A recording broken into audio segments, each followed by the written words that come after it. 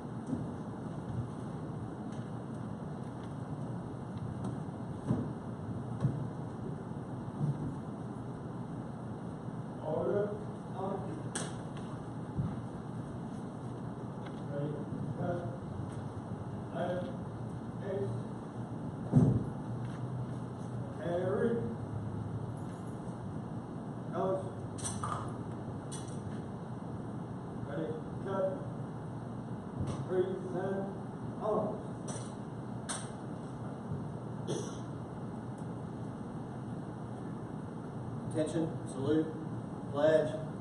I pledge allegiance to the flag of the United States of America and to the republic for which it stands, one nation, under God, indivisible, with liberty and justice for all.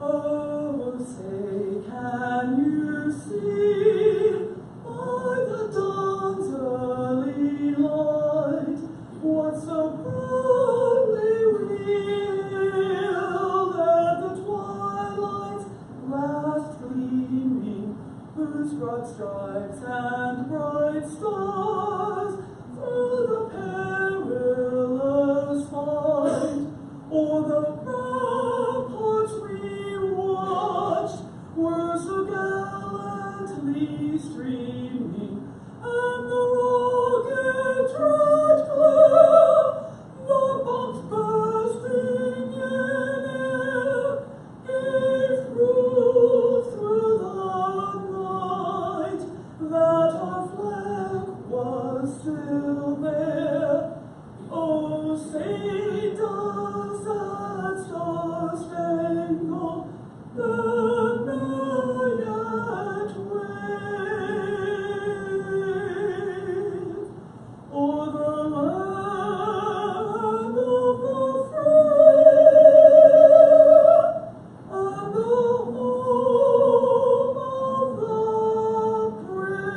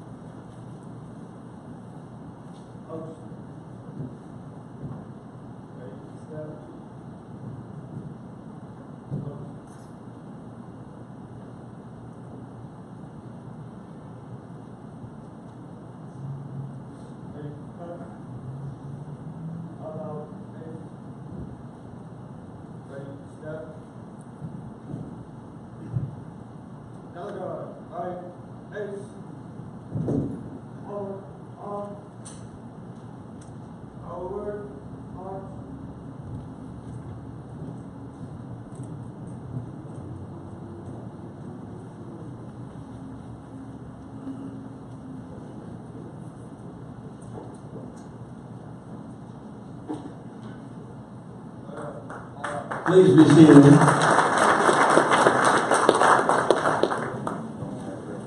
Over the next few days, we'll hold our 57th annual meeting. It's been my pleasure to be at 45 of these events.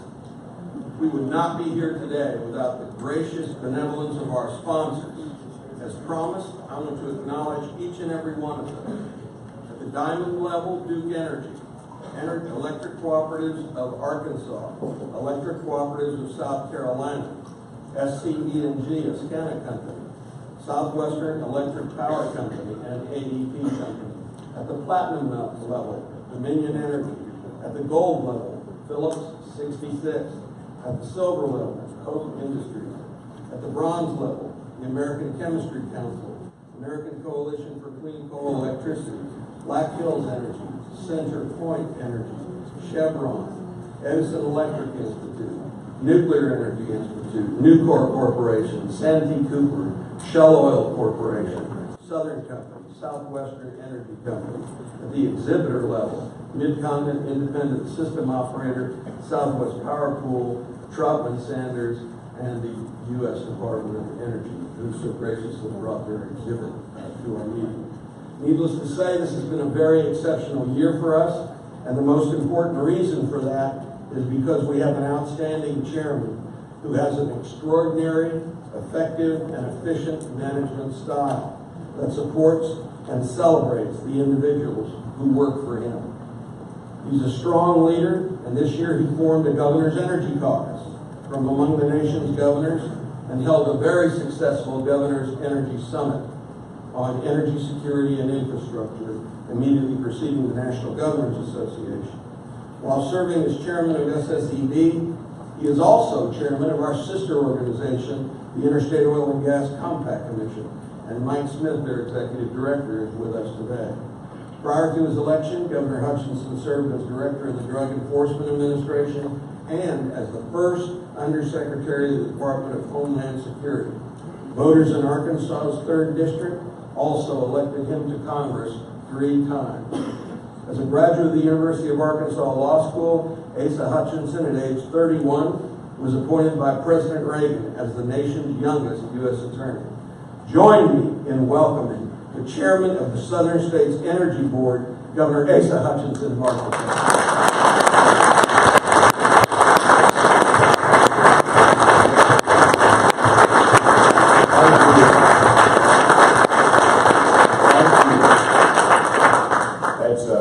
Generous for 7:30 in the morning, but I'm grateful to you. Thank you, Ken. Thank you to all of our members and guests for being at this 57th annual meeting of the SSEB.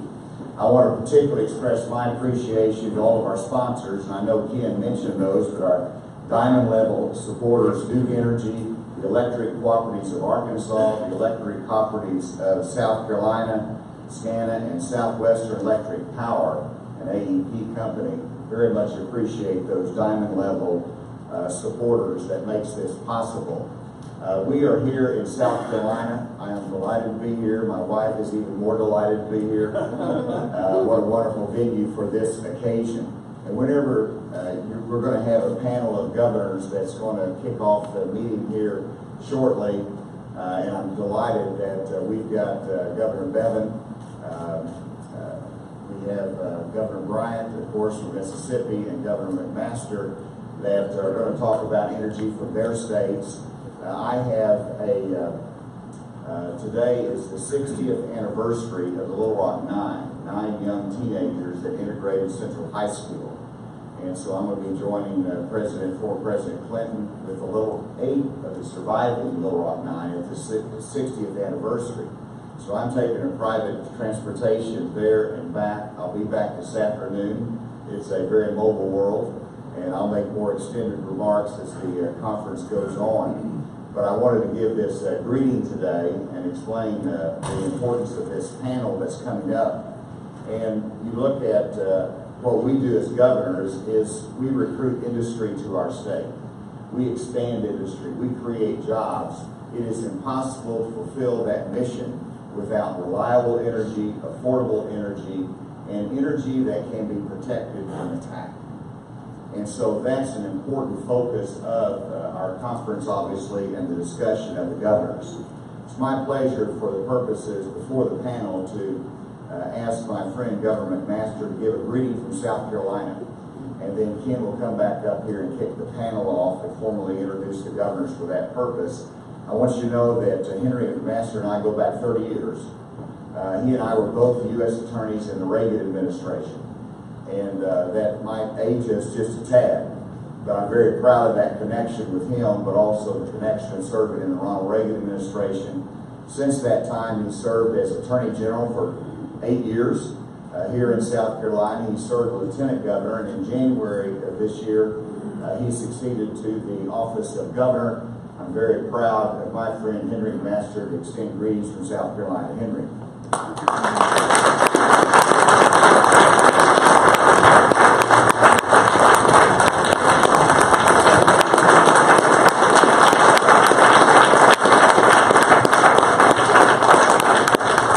Thank you, Asa. Now, Asa's right. We all entered that class. That was President Reagan's first class in U.S. attorneys, and we still run into those men and women now and then in different places.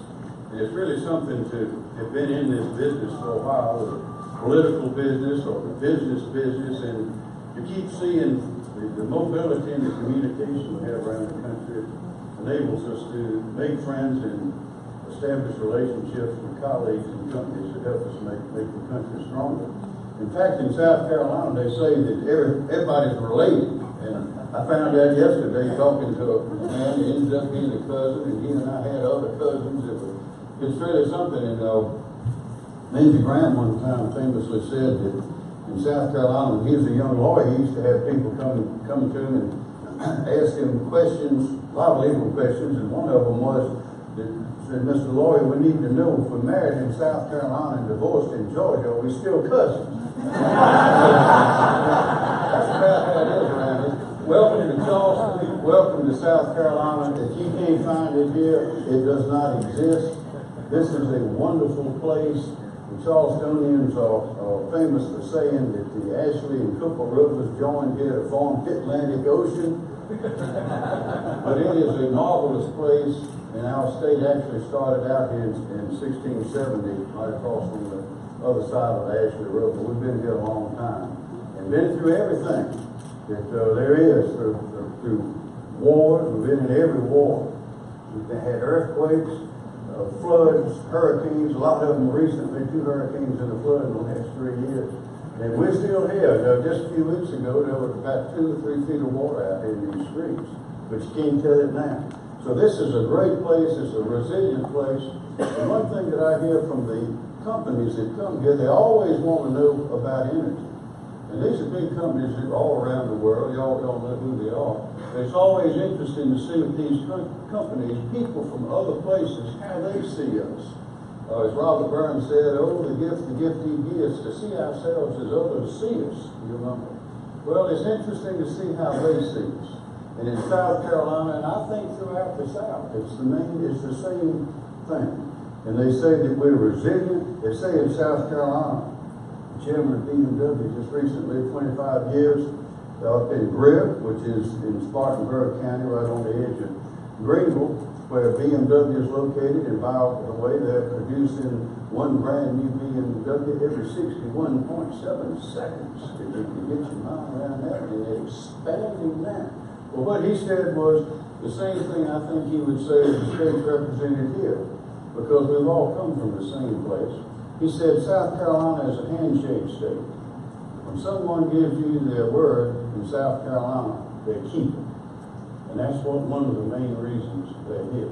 So, ladies and gentlemen, South Carolina is growing. So are all the southern states. That's where the sun shines. That's where we don't have snow and ice.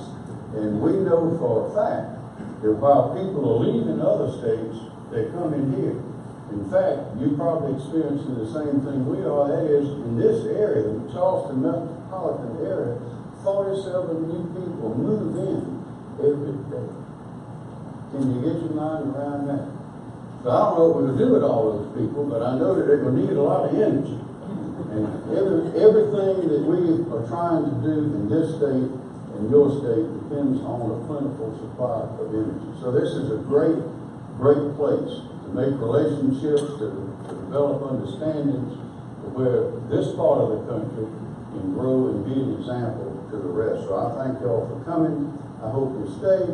Please take your walking tour, go look at these beautiful homes, look at these beautiful structures, go out to the beaches, take a look, maybe go to the old plantations, old rice plantations, take a look at those. It's really a fabulous place to be, a fabulous place to get a grip on history, to see where we've been, and also to see where we're going. Thank you very much.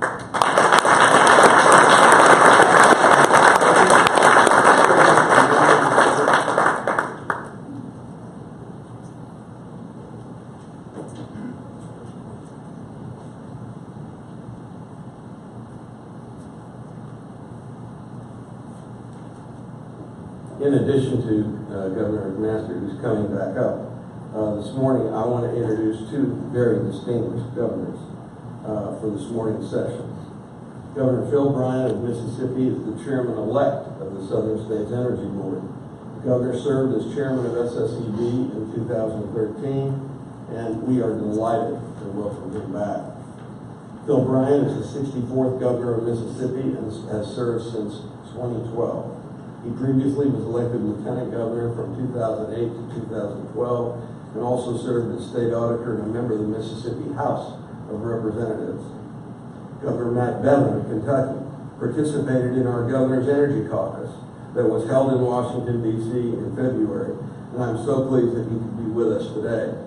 Governor Bevin is Kentucky's 62nd governor, elected in 2015. He's an active leader on infrastructure development in his state and has had an outstanding and highly successful business career.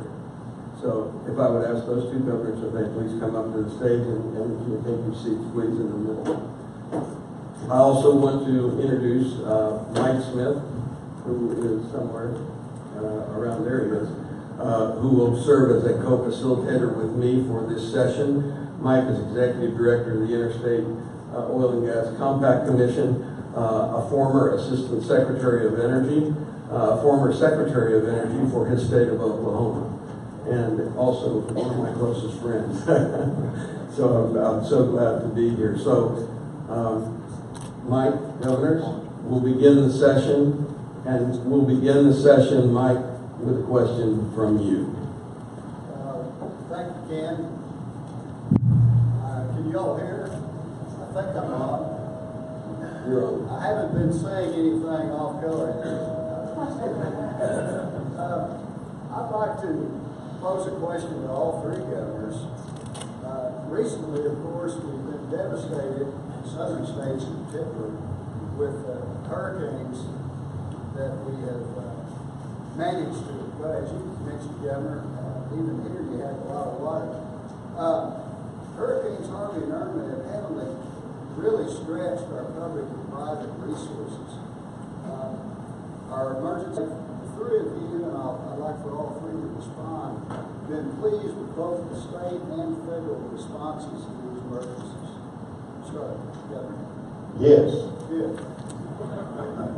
We've had a lot of experience in hurricanes and high winds, and with Irma, we were expecting a bigger hit from our move. The hurricane turned a little to the west, so we got a lot of high winds in the upstate, around Oconee County and up there that we really had not expected.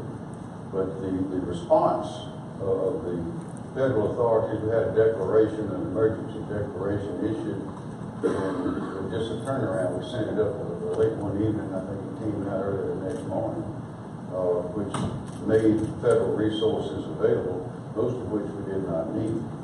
But we had a team that has been working together and practicing for a number of years. And we had a plan, and we had a new term I learned called situational awareness, which is I think a military term usually. But we had information coming in from people all over the state and in the counties, and we had it all set up where we knew exactly what was going on everywhere. We knew the situation of who was in the nursing homes, who was in the assisted living places, and the hospitals were very worried about them. We ended up declaring an evacuation of 8 coastal counties, but not this one, not Charleston County, on down south of here. And it